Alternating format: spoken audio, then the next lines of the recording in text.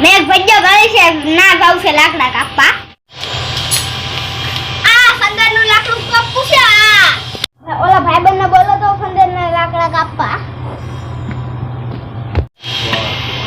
ઓલો ભાઈબંધ તો આવ્યો નહીં, મારે એકલા કાપવા પડશે.